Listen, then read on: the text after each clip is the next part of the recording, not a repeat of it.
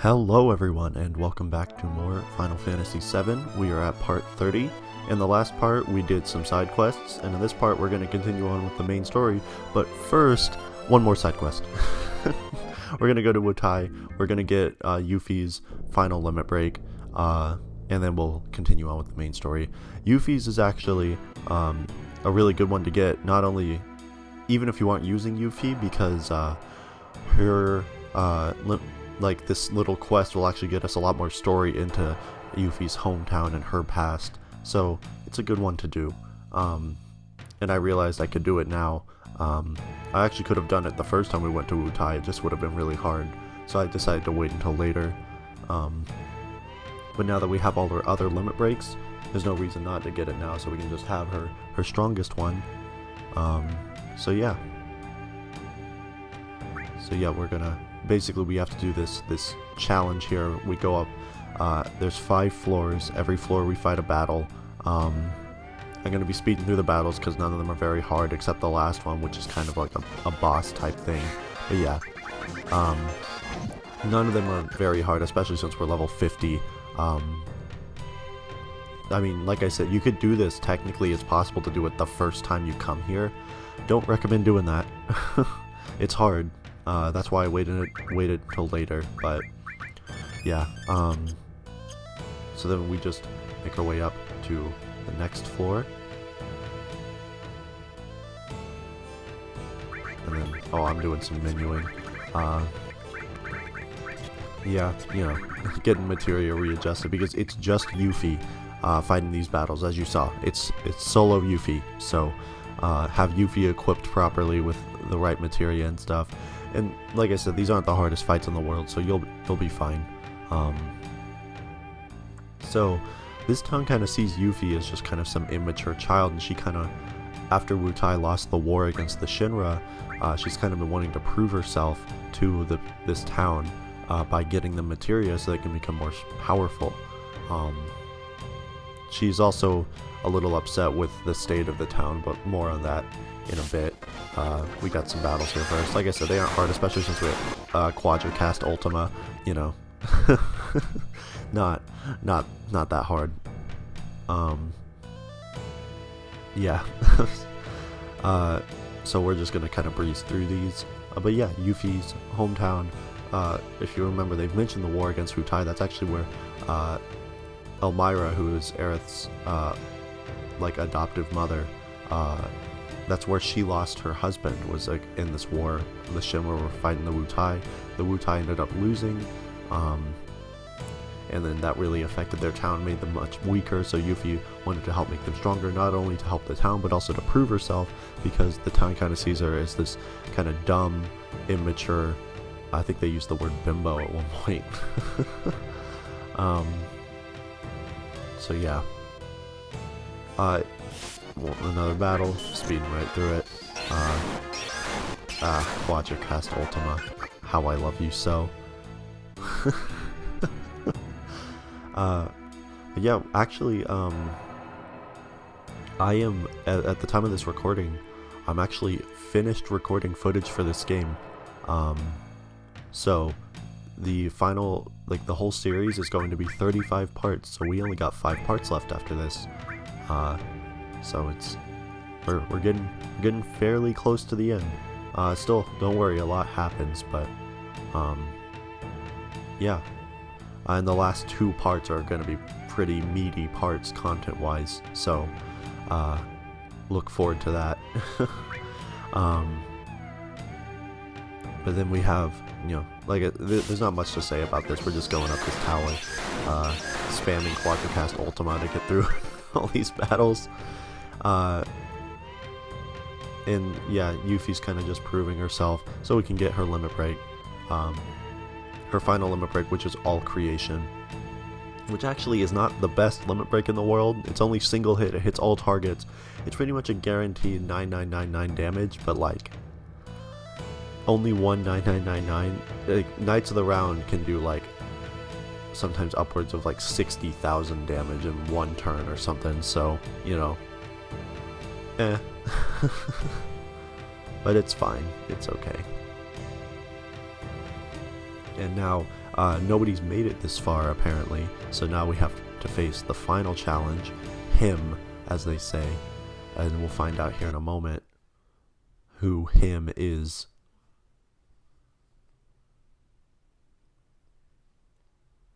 And it is actually Yuffie's father, Godo. He's the final challenge, so Yuffie has to prove herself not only to the town but to her father now. So here we go. I'm not speeding through this one because this is more of an actual boss fight, but it doesn't take very long. As you can see, I have Yuffie's limit gauge charged up, and I'm about to just throw out Doom of the Living. But first he's gonna put Yuffie to sleep for a second. Then he's gonna hit her, and then she's gonna wake up immediately, and then she's gonna use it. Because limit takes priority. The second they're able to throw it out, they will. It takes priority over everything else that's happening. And that's gonna do it for this boss fight. Oh, limit breaks. Beautiful, done. And there we go. We got quite a bit of EXP and a lot of gil, and there's all creation, Yuffie's final limit break, which is why we're here. So beautiful, we got it.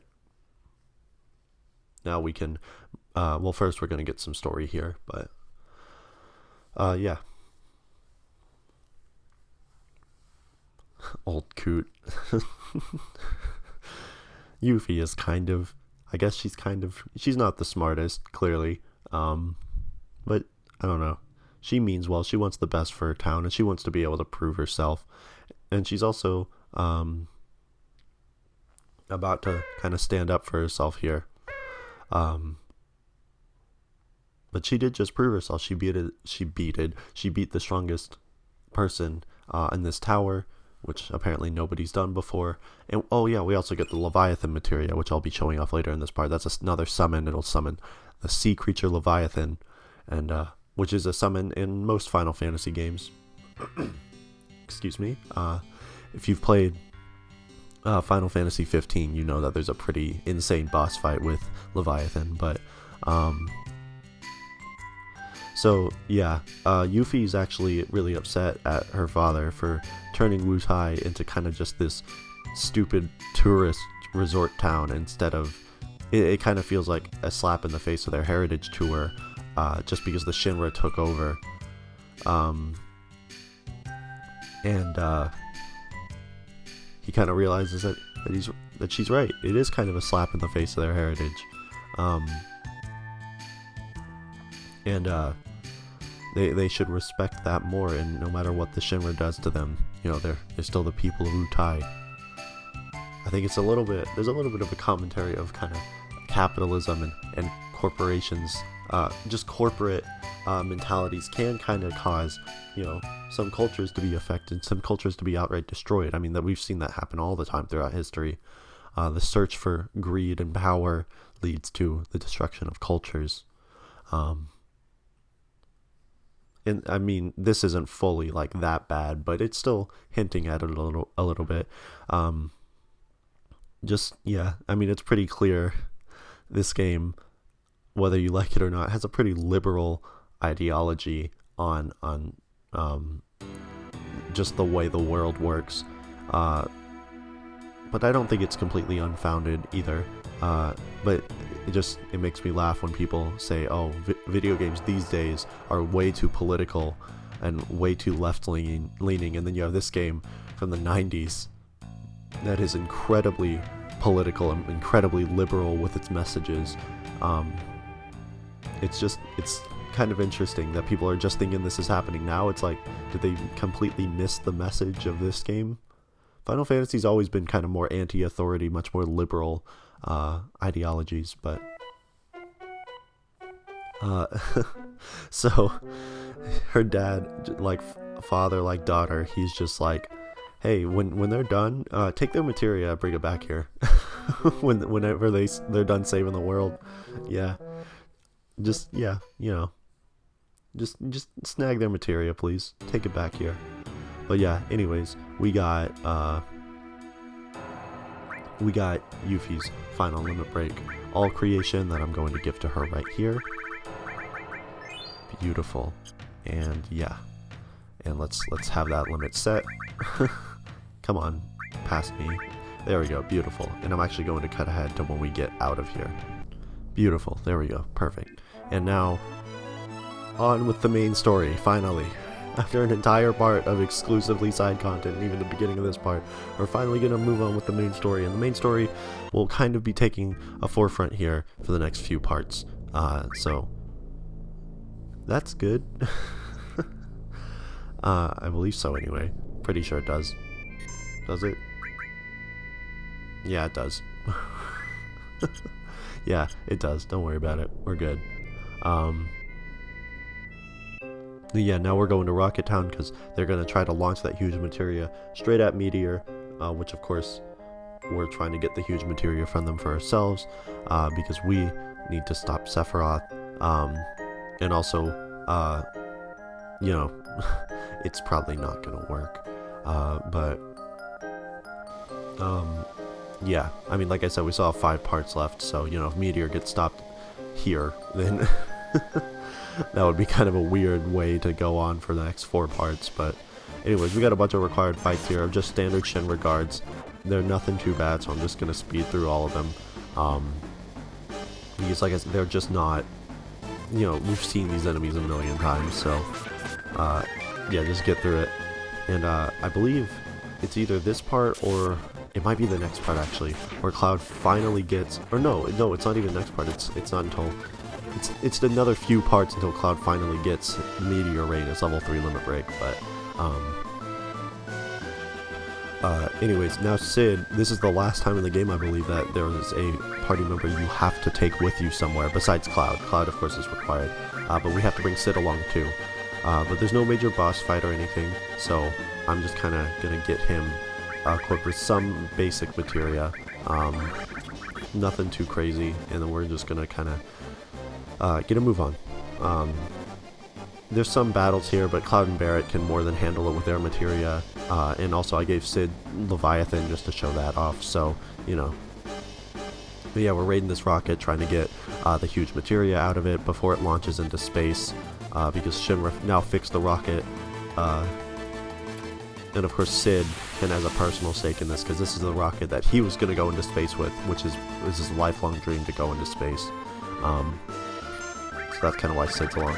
Okay, but yeah, now we have a fight with Rude and some Shinra soldiers, and I'm going to show off the summon Leviathan here. It's a pretty good summon. It does a good amount of damage, but I don't use it a whole lot, but, you know, I think this is actually the only time I'll be using it. I just want to show it off because, you know, the animations are fun.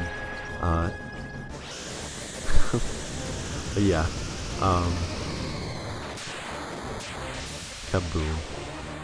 And there go the Shinra troops.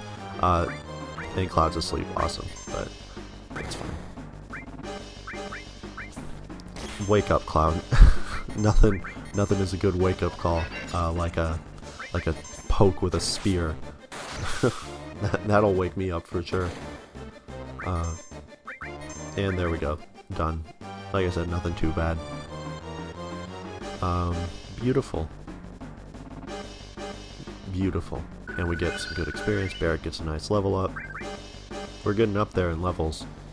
I guess this is already a higher level than I would be at the end of like Final Fantasy 5 or 6. And we're not even at the end yet. We still got 5 parts left. So, yeah, the level system in this game, I think the leveling up, like the level balance is just a little different here. Not that you have to grind, but more just you just level up faster in this game, which I almost prefer. It kind of makes it feel a little bit better. I don't know. Leveling up just feels good. Excuse me, but I mean, not to discredit 5 and 6 at all, because I've said this many times throughout this commentary. Final Fantasy 5 and 6 are also some of my favorite Final Fantasy games. This is my favorite. Probably, if I have to order them, it would probably be, this is my favorite, followed by 6, followed by 5, or no, followed by 9, then 5. But they're all not too far off from each other. I love them all for a lot of different reasons, but I think 6 and 7 are just the most well-balanced games from a story and gameplay perspective. They balance them the best. 9 has the best story, and 5 has the best gameplay. So there you go. That's why I put them in that order. Not to say 9 has bad gameplay and 5 has a bad story. Just those aren't the focus of those games, if that makes any sense. But so Sid's given a little speech here about how he believes in the power of science, and he's always been his dream to go into outer space, and how science could end up being what saves the planet here. So he puts his faith into science more than the magical power of the ancients or materia and stuff like that. So he's actually going to go launch this rocket himself. And oh no. Shara has also been working on the rocket, and now it's about to launch, so here we go. We're going into space. Fun times.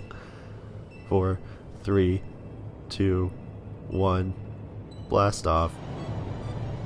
Like, the FMVs in this game, of course they're dated, but like I said before, I think when there aren't people in the FMVs, when it's just showing off the environment and stuff, I think it looks fine. I mean, definitely incredibly impressive for PS1.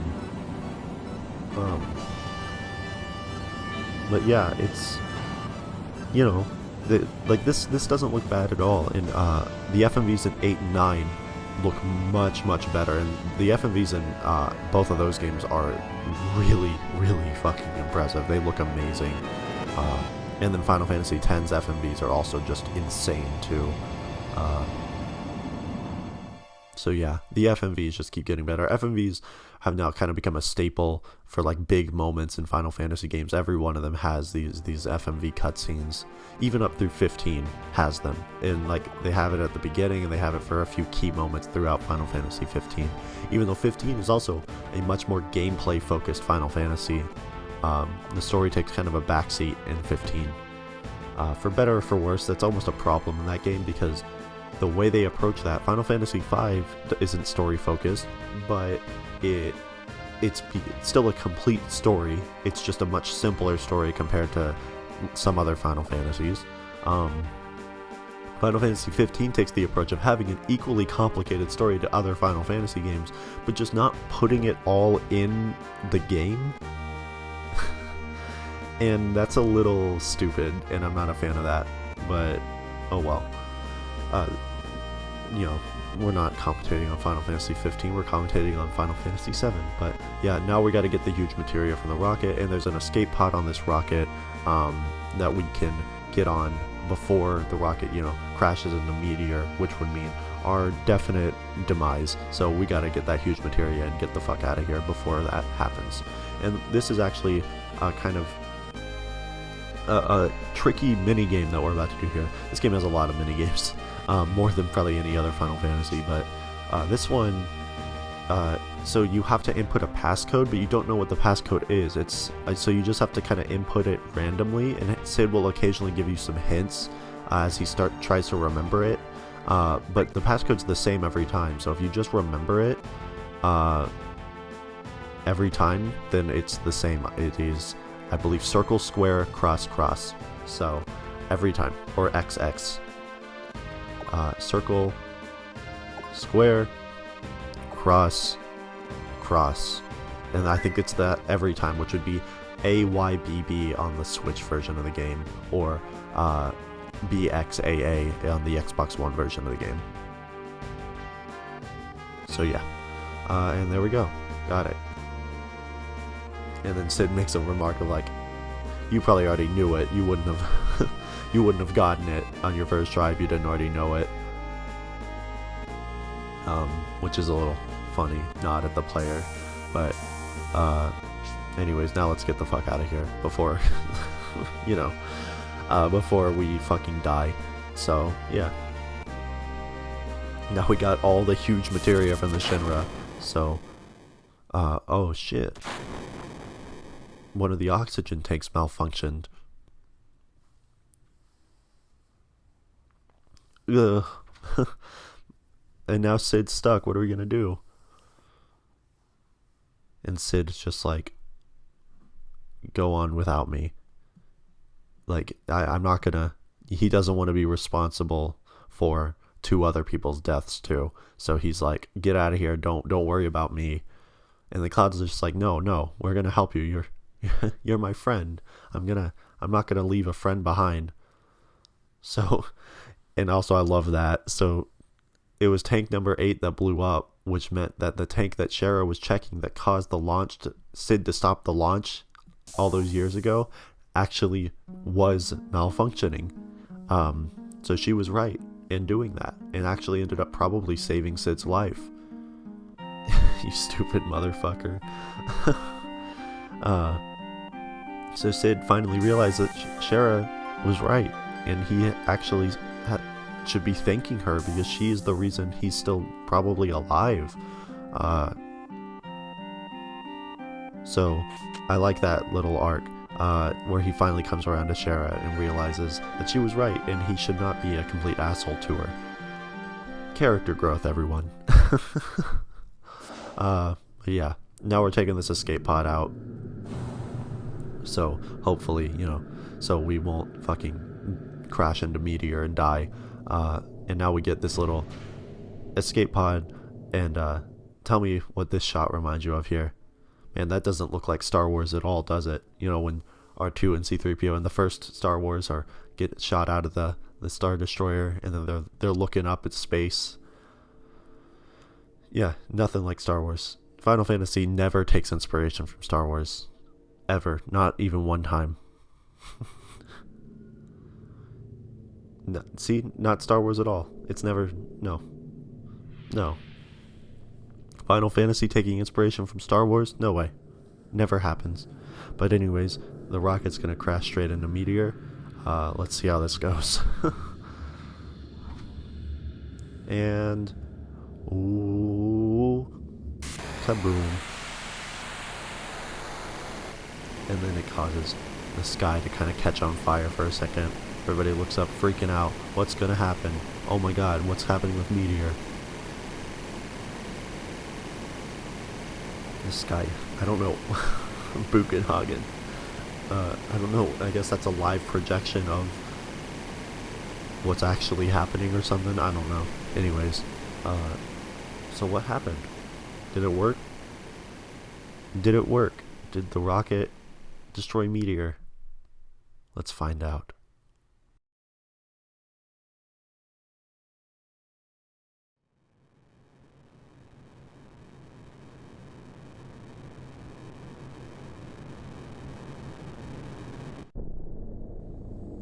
It didn't work. Meteor is still intact. I mean, it broke off some pieces, but the magic power of meteor is still holding it together, and it's still coming straight for the planet. So oops. That didn't do anything. Excuse me. So there still doesn't seem, now there really doesn't seem to be a way to stop meteor, does there? Like, what can we do? What options do we have? It feels like there's really no hope left now, because yeah, what can we do? Even if we kill Sephiroth, meteor's still gonna come. So what is there to do? They don't really know. Yeah, I kind of hoped it worked. Yeah. If we've been wrong all this time. Yeah, what if it worked? If we actually had the huge materia, if they had the huge materia, what if it worked? But it's too late for that now. Yeah, so yeah, so Sid kind of seems like he has an idea here. He's been thinking about this and that. So he kind of, after going up into space, he kind of has this new perspective on life, and he's like, so he kind of realizes that the planet is kind of small when you look at it from space, and it's just one part of this giant universe just kind of floating in the dark, and he says it's got Sephiroth festering in it like a sickness. So he compares the planet to a sick little kid that they have to protect at all costs. Sid, that's beautiful. You even got to me. So how are we gonna protect the planet from meteor?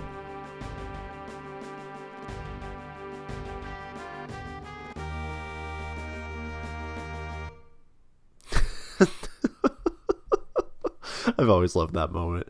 I'm still thinking about that. The music just completely cuts out. He tries to give this super profound speech, and he just can't come up with fucking anything at all. I love Sid. Yeah, so then they hear the planet's cries of anguish, which reminds them of Bugenhagen, who told them that that's what that cry was. So then that gives them the idea to go see Bugenhagen to see if he has any ideas.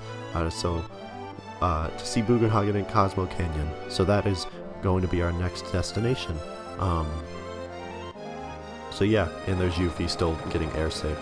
Oh, poor Yuffie. But yeah, so maybe Bugenhagen will have something for us. Maybe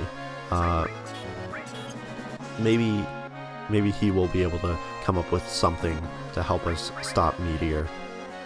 But yeah, that's gonna just about do it for this part. I'm just gonna switch out my parties member here.